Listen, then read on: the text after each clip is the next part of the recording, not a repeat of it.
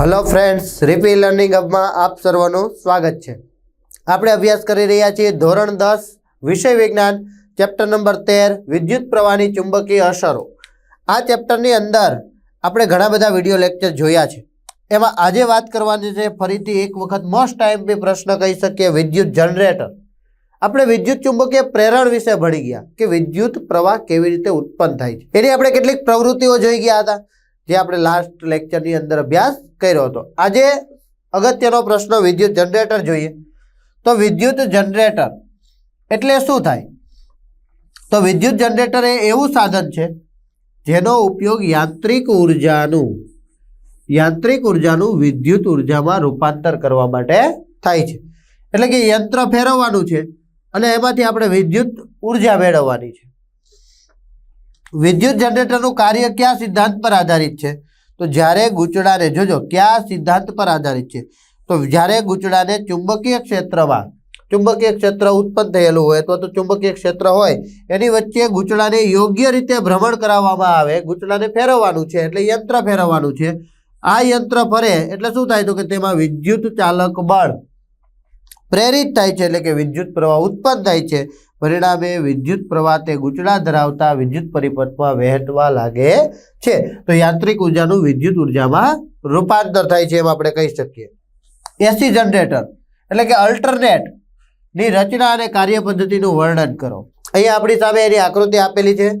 ખાસ આપણે વિદ્યુત મોટર ભણી ગયા હતા એના જેવી સેમ ટુ સેમ આકૃતિ પણ એના જેવી છે, એની રચના પણ એવી જ છે અને કાર્ય પદ્ધતિ પણ એના જેવી જ છે। તો એના જેવું જ છે તો નામ કેમ અલગ છે? તો કે મોટરની અંદર આપણે ફ્લેમિંગના દાબાતા નિયમનો ઉપયોગ કર્યો હતો, તેમાં વાહક તારના ગૂંચળા પર બળ લાગતું હતું। જનરેટરની અંદર શું થાય છે? તો કે વિદ્યુત પ્રવાહ ઉત્પન્ન થાય છે। આપણે આને ફેરવીએ છીએ, ફેરવતા વિદ્યુત પ્રવાહ ઉત્પન્ન થાય છે એટલે પ્રેરિત વિદ્યુત પ્રવાહની દિશા મળશે આપણને। તો વિદ્યુત જનરેટર એ એક એવું સાધન છે જે યાંત્રિક ઉર્જાનું વિદ્યુત ઉર્જામાં રૂપાંતર કરે છે। તેનું કાર્ય વિદ્યુત ચુંબકીય પ્રેરણ પર આધારિત છે એટલે કે વિદ્યુત ચુંબકીય ને કારણે ઉત્પન્ન થતો વિદ્યુત પ્રવાહ। અહીંયા આકૃતિ આપેલી છે, તમે જોઈ શકો છો કે એક ચુંબક આપેલો છે, આ બાજુ એક ચુંબક આપેલો છે, એ સ્થાયી છે। આમ કેવું છે કે ચુંબકને આપણે દૂર લઈ જઈએ, આપણે એવી પ્રવૃત્તિ જોઈ હતી તો વિદ્યુત પ્રવાહ ઉત્પન્ન થતો હતો, ગેલ્વેનોમીટરમાં આપણને દેખાતું હતું। પણ અહીંયા ચુંબકને ફેરવવા કરતાં ગૂંચળાને ફેરવવું આપણા માટે સહેલાઈ ભર્યું છે એટલે આપણે ગૂંચળાને જ ફેરવવાનું છે। અહીંયા તમે જોઈ શકો છો કે એક વાહક તારનું ગૂંચળું છે ABCD, એને ધરી સાથે જોડેલું છે। ધરી સાથે કોણ જોડાયેલું છે? તો કે સ્પ્લિટ રિંગ। જોજો અહીંયા સ્પ્લિટ રિંગ છે ને, બંને અલગ અલગ દેખાય છે, તમને દેખાય છે? સ્પ્લિટ રિંગ બંને અલગ અલગ છે। સાથે એની સાથે બ્રશ B1 આપેલું છે, B2 આપેલું છે, સ્પ્લિટ રિંગને R1 આપેલું છે, R2 આપેલું છે, બરાબર છે? બ્રશ B1 B2 અને R1 R2 આપેલું છે। આ ધરી છે એની સાથે જોડેલું છે। આપણને ખબર છે તેમ સ્પ્લિટ રિંગનો અંદરનો ભાગ કેવો છે? અવાહક છે। બહારનો ભાગ કેવો છે? વાહક છે। કોની સાથે જોડાયેલો છે? બ્રશ સાથે સંપર્કમાં છે। એને શું કરી દીધું?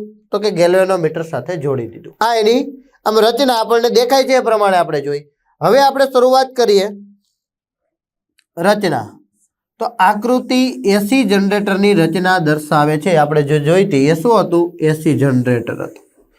તે કાયમી ચુંબકના બે ધ્રુવો વચ્ચે મૂકેલ લંબચોરસ ગૂંચળા ABCD થી રચાયેલ છે। ફરીથી ત્યાં જઈએ, આ બે કાયમી ચુંબક છે, એની વચ્ચે ચુંબક આ જે વિદ્યુત પ્રવાહ વહન પામે એવો એક તાર છે, વાહક તાર છે, જે ABCD ના ગૂંચળા તરીકે આપણે દર્શાવેલું છે।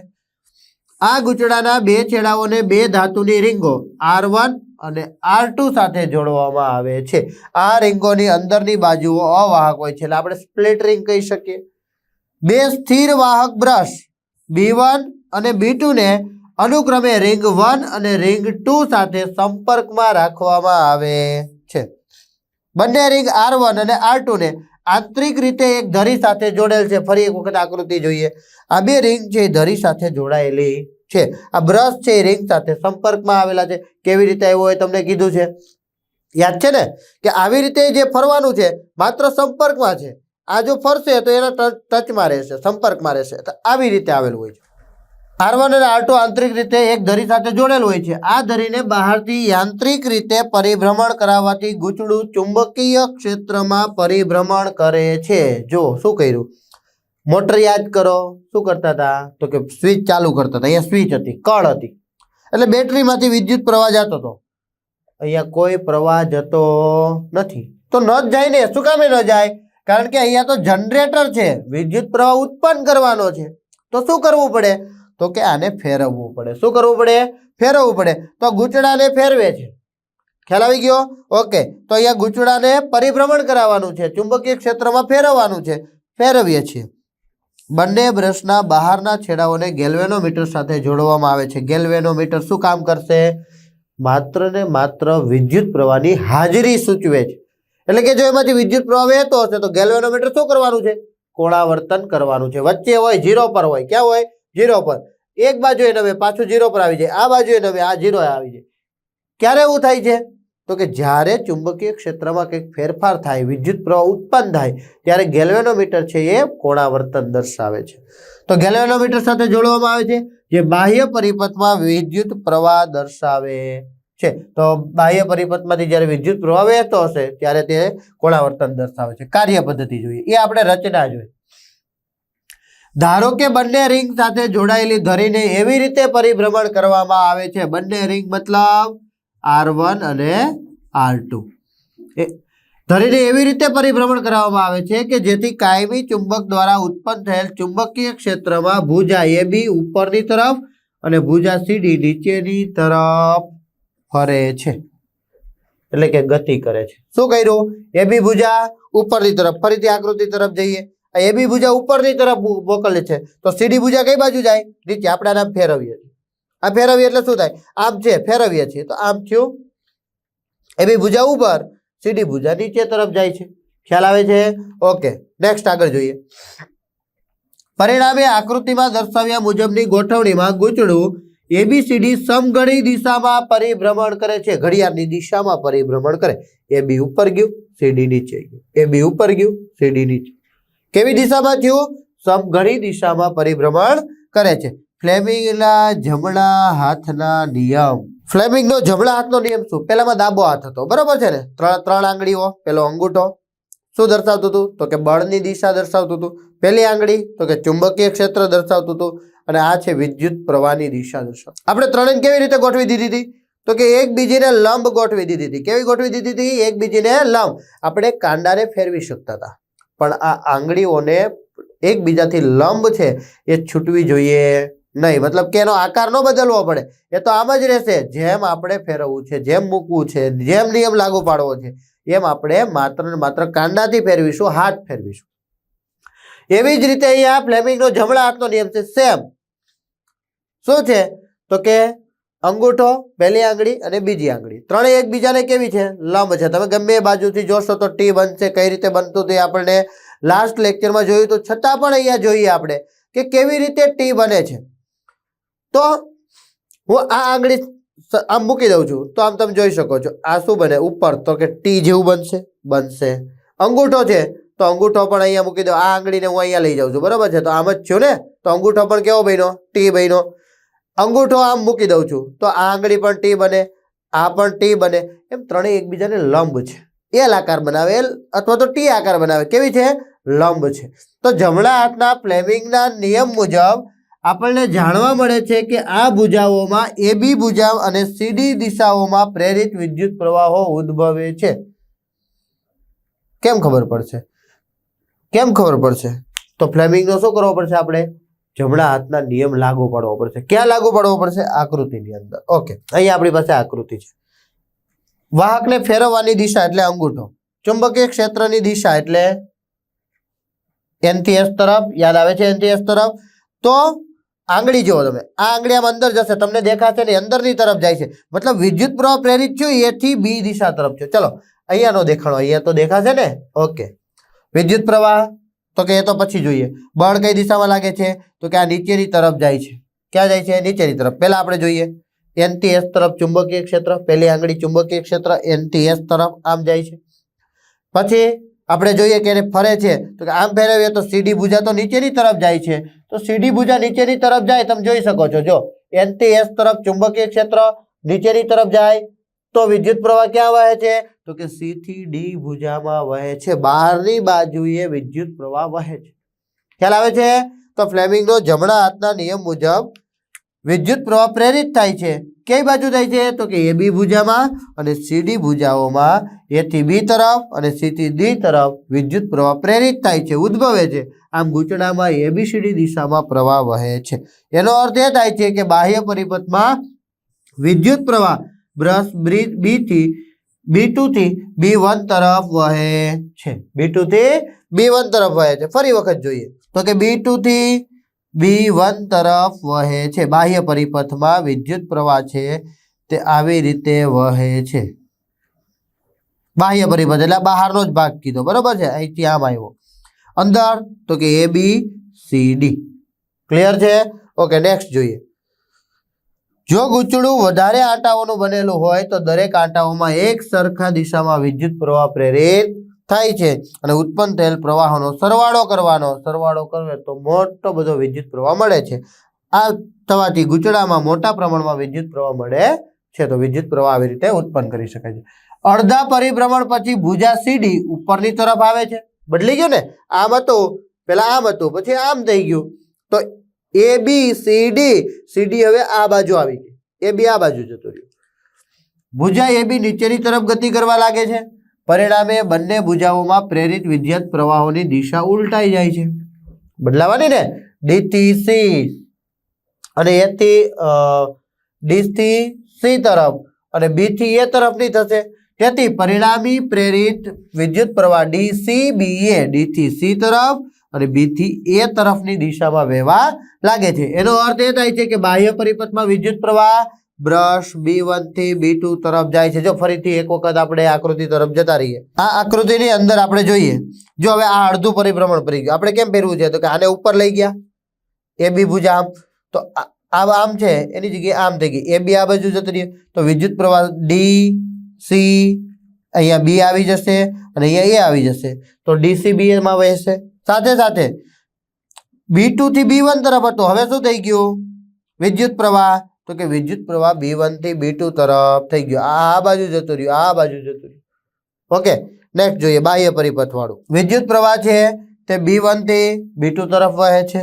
આમ દરેક અડધા પરિભ્રમણ પછી અનુરૂપ ભુજાઓમાં પ્રેરિત વિદ્યુત પ્રવાહોની દિશા બદલાય છે, ઉલટાઈ જાય છે. બીજા શબ્દોમાં પ્રત્યેક અર્ધ પરિભ્રમણ પછી પ્રવાહનું ધ્રુવત્વ અનુરૂપ ભુજાઓમાં બદલાઈ જાય છે, એટલે કે વિદ્યુત પ્રવાહની દિશા ઉલટાઈ જાય છે. આવો પ્રવાહ કે જે એક સરખા સમયગાળા પછી દિશા બદલે છે તેને પ્રત્યાવર્તી પ્રવાહ અથવા તો અલ્ટરનેટિંગ પ્રવાહ એટલે કે AC પ્રવાહ કહે છે. અલ્ટરનેટિવ કરંટ, બરાબર છે. આ પ્રકારના જનરેટરને AC જનરેટર કહેવામાં આવે છે. અગત્યની નોંધ જોઈ લઈએ કે ઔદ્યોગિક વિદ્યુત જનરેટરોમાં સાદા લંબચોરસ ગૂંચળા ABCD ની જગ્યાએ આર્મેચરનો ઉપયોગ થાય છે. આર્મેચર એટલે શું થાય, તો આર્મેચર આપણે લાસ્ટ ટાઈમ જોઈ ગયા હતા કે જો નરમ લોખંડનો ગર્ભ લેવામાં આવે અને એની ઉપર આપણે વાહક તારના ગૂંચળાઓને આમ મૂકી દઈએ અને પછી એમાંથી જો વિદ્યુત પ્રવાહ વહેવામાં આવે તો એમાં ઉત્પન્ન થતો વિદ્યુત પ્રવાહ વધારે વહી શકે છે. તો આ જે રચના બની કે નરમ લોખંડના ગર્ભ અને એની ઉપર આ વીંટાળેલા આંટાઓનો ગૂંચળાઓ, વાહક તારના ગૂંચળાનો સંયુક્ત રીતે શું કહેવામાં આવે છે, આર્મેચર કહેવામાં આવે છે. નરમ લોખંડના ગર્ભ ઉપર, એટલે કે આ ગર્ભ છે, નરમ લોખંડ લીધું છે, એની ઉપર આપણે તાર વેટી દીધા, ગોળ ગોળ ગોળ ગોળ નજીક નજીક વેટી દીધા. આ જે સંયુક્ત રીતે રચના બની એને શું કહેવાય, આર્મેચર કહે છે. આર્મેચર એટલે વધારે આંટાઓ વાળું ગૂંચળું કે જે અલગ કરેલા તાંબાના તારને નરમ લોખંડના ગર્ભ પર વીંટાળીને બનાવવામાં આવે. ખ્યાલ આવી ગયો? ઓકે. અગત્યની માહિતી, ઔદ્યોગિક AC જનરેટરમાં પ્રેરિત EMF એટલે કે વિદ્યુત ચાલક બળનું મૂલ્ય નીચેની રીતે વધારી શકાય. કઈ રીતે વિદ્યુત પ્રવાહ વધારે મેળવી શકાય, તો કે આર્મેચરમાં આંટાઓની સંખ્યા વધારીએ તો જેટલો પણ વિદ્યુત પ્રવાહ ઉત્પન્ન થાય છે એનો સરવાળો થાય, પરિણામે આપણને વધારે વિદ્યુત પ્રવાહ મળી શકે છે. આર્મેચરનું ક્ષેત્રફળ વધારીએ, ઓકે, આર્મેચરને જ મોટું કરી દઈએ તો આંટાઓની સંખ્યા વધે, સાથે સાથે નરમ લોખંડનો ભાગ વધે, ક્ષેત્રફળ વધે, તો ક્ષેત્રફળ વધારીને વધારે EMF મેળવી શકાય છે. આર્મેચરની પરિભ્રમણની ઝડપ વધારીને, આ તો આપણે ફેરવવાનું છે કારણ કે વાહક તારના ગૂંચળાને ફેરવવાનું છે, તો ગૂંચળાને ઝડપથી ફેરવીએ તો વિદ્યુત પ્રવાહ પણ એટલો ઝડપ વધારે મળશે. ચુંબકીય ક્ષેત્રની તીવ્રતામાં વધારો કરીને, તો ચુંબકીય ક્ષેત્રની તીવ્રતા એટલે કે આજુબાજુમાં જે મૂકેલા કાયમી ચુંબક છે બંને બાજુએ, તો એ ચુંબકીય ક્ષેત્ર પણ આપણે વધારે મોટું બનાવીને આ જે વિદ્યુત પ્રવાહ છે એ આપણે વધારે મેળવી શકીએ છીએ. સુઘડ નામ નિર્દેશન વાળી આકૃતિ દોરી વિદ્યુત જનરેટર જે એક દિશીય પ્રવાહ ડાયરેક્ટ કરંટ આપે છે તેની રચના અને કાર્ય પદ્ધતિ વર્ણવવાની છે. તો ફરીથી આકૃતિ જુઓ, તમે અહીંયા જોઈ શકો છો કે એકદમ કમ્પ્લીટ કોના જેવી દેખાય છે, તો કે વિદ્યુત મોટર જેવું દેખાય છે. દેખાય છે?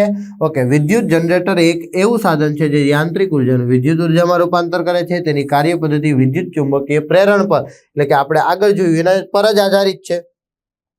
અહીંયા તમે જોઈ શકો છો બે સ્પ્લિટ રિંગો છે, એક્સેલ ધરી છે, અર્ધવર્તુળાકાર રિંગને P અને Q આપ્યું છે નામ, બ્રશને X અને Y આપેલું છે. આ આખું ફરવાનું છે. એક દિશી એટલે શું? આખું એક જ ફરવાનું છે. બરાબર છે. અને પેલું અલ્ટરનેટિવ થતું હતું, પેલા આમ ફર્યું પછી પાછું આમ ફરશે. નેક્સ્ટ આગળ જોઈએ એની રચના. આકૃતિ એ ડીસી વિદ્યુત જનરેટરની રચના દર્શાવે છે. તે ચુંબકીય ક્ષેત્રમાં મૂકેલા ગૂંચળા ABCD નું બનેલું છે. તેના બંને છેડા બે અર્ધવર્તુળાકાર રિંગ P અને Q એટલે કે સ્પ્લિટ રિંગ સાથે જોડાયેલા છે. આ રિંગનો અંદરનો ભાગ અવાહક હોય છે. આ રિંગો એકબીજાથી અલગ કરેલી છે. જો એકદમ સેમ વિદ્યુત મોટરમાં જેવું લખ્યું એવું જ જનરેટરની અંદર લખ્યું અને એવું જ આપણે અહીંયા ડીસી જનરેટરની અંદર પણ લખીએ છીએ. બે વાહક સ્થિર બ્રશ X અને Y સાથે સંપર્કમાં રહીને આ રિંગો સાથે સરકી શકે છે, એટલે અડકેલા છે.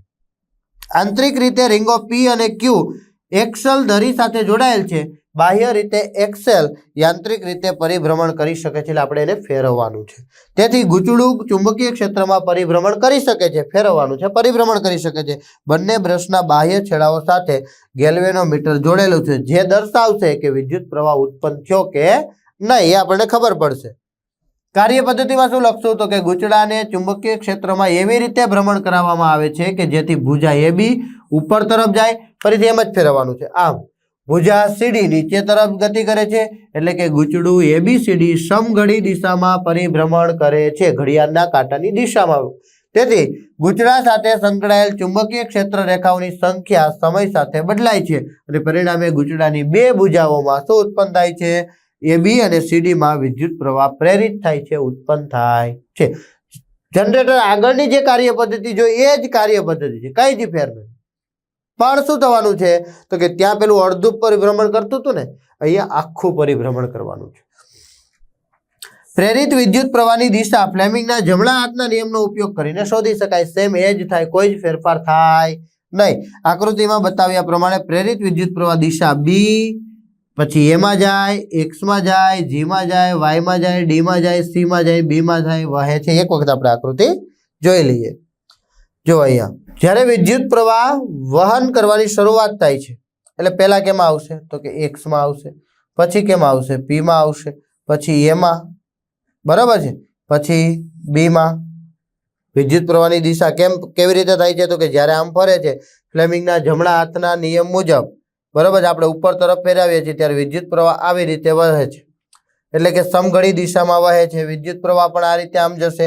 ત્યાર પછી સીમાં, ડીમાં, પછી ક્યુમાં, પછી વાયમાં ને પછી આ તરફ વધતું હોય છે આગળ. તો BAXG ગેલ્વેનોમીટરમાં, પછી YDCB માં વહે છે. ગૂંચળાના અડધા પરિભ્રમણ બાદ રિંગ P બ્રશ Y ના સંપર્કમાં અને રિંગ Q બ્રશ X ના સંપર્કમાં આવે છે. ફરીથી દિશા બદલાઈ ગઈ.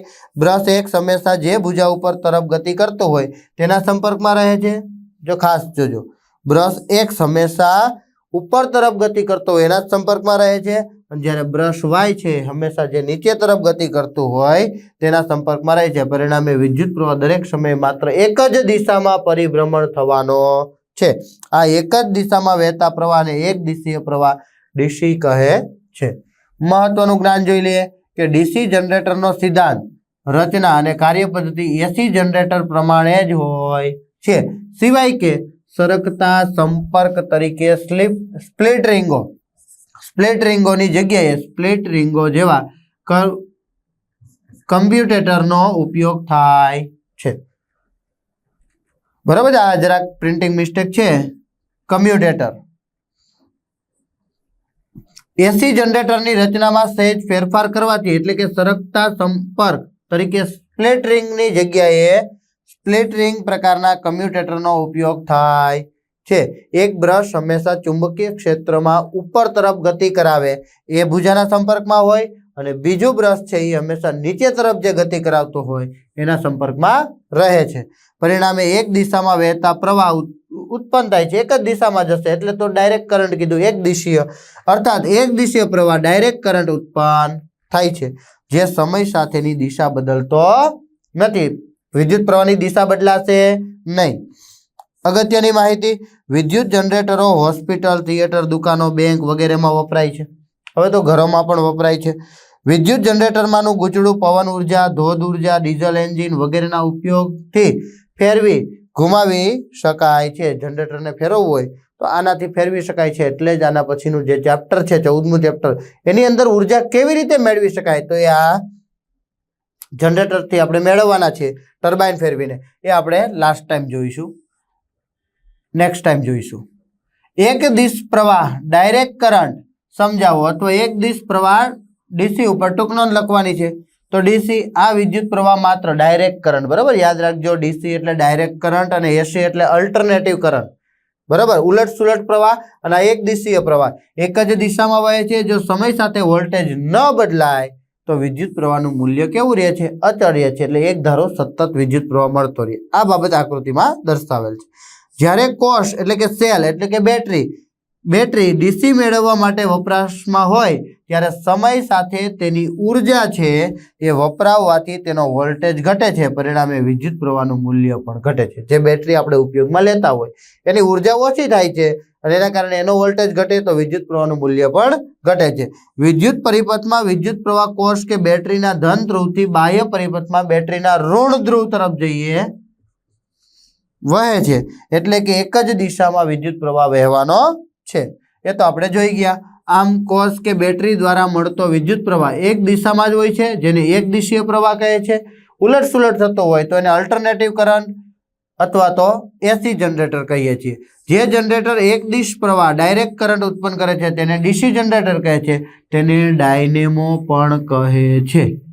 બરાબર છે, ડાયનેમો પણ કહે છે. રેડિયો, સેલફોન છે, ઘડિયાળ છે, લેપટોપ છે વગેરેમાં ડીસી પ્રવાહ વપરાય છે. ઉલટ સુલટ પ્રવાહ અથવા તો પ્રત્યાવર્તી પ્રવાહ એટલે કે અલ્ટરનેટિવ કરંટ એટલે કે એસી સમજાવો. એસી જે વિદ્યુત પ્રવાહની દિશા અને મૂલ્ય સમય સાથે આવર્ત રીતે બદલાય છે તેને પ્રત્યાવર્તી પ્રવાહ અથવા તો એસી અલ્ટરનેટિવ કરંટ કહે છે અથવા તો ઉલટ સુલટ પ્રવાહ કહે છે. ભારતમાં ઘરગથ્થુ હેતુ માટે 220 વોલ્ટ, આ યાદ રાખજો, અલ્ટરનેટિવ કરંટ અને 50 હર્ટ્ઝ આવૃત્તિનો ઉપયોગ થાય છે. ખૂબ જ અગત્યનું. ભારતમાં 220 વોલ્ટનો અલ્ટરનેટિવ કરંટ છે અને 50 હર્ટ્ઝ આવૃત્તિનો ઉપયોગ થાય છે. એનો મતલબ શું થાય? તેથી ભારતમાં એસીની દિશા એક સેકન્ડની અંદર 100 વખત બદલાય છે. તેથી એસી દરેક 1/100 એટલે કે એક સેકન્ડની અંદર 100 વખત બદલી નાખે છે. પછી પોતાની દિશા બદલે છે 100મા ભાગમાં. બરાબર છે, એક સેકન્ડના 100મા ભાગની અંદર એ પોતાની દિશા બદલી નાખે છે. એટલે કે એક સેકન્ડની અંદર 100 વખત બદલાય છે. રેફ્રિજરેટર, મિક્સર, વિદ્યુત ઇસ્ત્રી, પંખા વગેરેની અંદર એસી છે ઉલટ સુલટ પ્રવાહ છે કામ કરતો હોય છે. રોજિંદા જીવનમાં એસી વપરાશથી થતા ફાયદા જણાવવાના છે. રોજિંદા જીવનમાં એસી વપરાશથી ફાયદા શું થાય છે? તો કે ડાયરેક્ટ કરંટના ઉત્પાદનની સાપેક્ષે એસીનું ઉત્પાદન કરવું સહેલું અને સસ્તું છે. ઉલટ સુલટ પહેલું જે જનરેટર જોયું એ સહેલું છે, એનાથી વિદ્યુત પ્રવાહ સરળતાથી મેળવી શકાય છે. સસ્તું મેળવી શકાય છે અને ઝડપથી પણ મેળવી શકાય છે. અલ્ટરનેટિવ કરંટને ખૂબ ઓછી ઉર્જાના વ્યય સાથે વાહકતા સાથે દૂરના અંતર સુધી પ્રસારિત કરી શકાય છે. અહીંયા વ્યય થતો નથી. વિદ્યુત ઉર્જાના ખૂબ જ ઓછા વ્યય સાથે એસી વોલ્ટેજ વાળામાં વધારો કે ઘટાડો કરી શકાય. તો વોલ્ટેજમાં વધારો કે ઘટાડો કરી શકીએ. તો જો વોલ્ટેજ વધારે તો વિદ્યુત પ્રવાહ વધે છે, વોલ્ટેજ ઓછો કરીએ તો વિદ્યુત પ્રવાહ પણ ઓછો થાય છે, એટલે આપણે નિયંત્રણ કરી શકીએ છીએ. એસી વોલ્ટેજમાં વધારો કે ઘટાડો ટ્રાન્સફોર્મર નામના સાધનની મદદથી કરી શકાય છે. એક ડીસી પ્રવાહ ડીસી ના ગેરફાયદા શું છે? જો અહીંયા આપણે શું જોયું? એસી વાપરવાના ફાયદા જોઈએ. એસી એટલે આપણું એર કન્ડિશનર નહીં, બરાબર છે. અલ્ટરનેટિવ કરંટ, ઉલટ સુલટ પ્રવાહ. અહીંયા ડીસી ના ગેરફાયદા શું? તો કે એક ડીસી પ્રવાહ ડીસી ના ગેરફાયદા નીચે મુજબ છે. એસી ના ઉત્પાદનની સાપેક્ષે ડીસી વોલ્ટેજનું ઉત્પાદન પ્રમાણમાં અઘરું અને ખર્ચાળ છે. એક ડીસી પ્રવાહ મેળવવો હોય ને તો ખર્ચાળય છે ને અઘરું પણ છે, વધારે સમય માગી લે. ડીસી ડાયરેક્ટ કરંટને વાહક તાર વડે દૂરના અંતરે લઈ જવા વિદ્યુત ઉર્જાનો વ્યય મોટા પ્રમાણમાં થાય છે. એક ડીસી વિદ્યુત પ્રવાહ વહેતો હોય, આપણે દૂરના અંતર સુધી વાહક તાર દ્વારા આપણે ત્યાં વિદ્યુત પ્રવાહ લઈ જવો હોય તો ત્યાં વ્યય કેવો થાય છે? મોટા પ્રમાણમાં થાય છે. વિદ્યુત ઉર્જાનો વ્યય કર્યા સિવાય અપેક્ષિત ડીસી વોલ્ટેજ પ્રવાહ પર નિયંત્રણ મેળવી શકાતું નથી. પહેલામાં શું થતું હતું? અહીંયા તો વોલ્ટેજ એક સરખો હોય તો વિદ્યુત પ્રવાહ પણ એક સરખો જ રહેવાનો છે. ત્યાં તો એવું થતું હતું કે વોલ્ટેજને તમે ઘટાડો તો વિદ્યુત પ્રવાહને નિયંત્રણમાં લેવી શકાય, ઓછો થઈ જાય. જો વોલ્ટેજ વધારો તો વિદ્યુત પ્રવાહ વધી જાય છે. તો આ આપણે જનરેટર વિશે માહિતી મેળવી. તમને બધાને ખૂબ સારી રીતે સમજાઈ ગયું હશે. વધારે આપણે નેક્સ્ટ લેક્ચરમાં જોઈશું. Thank you.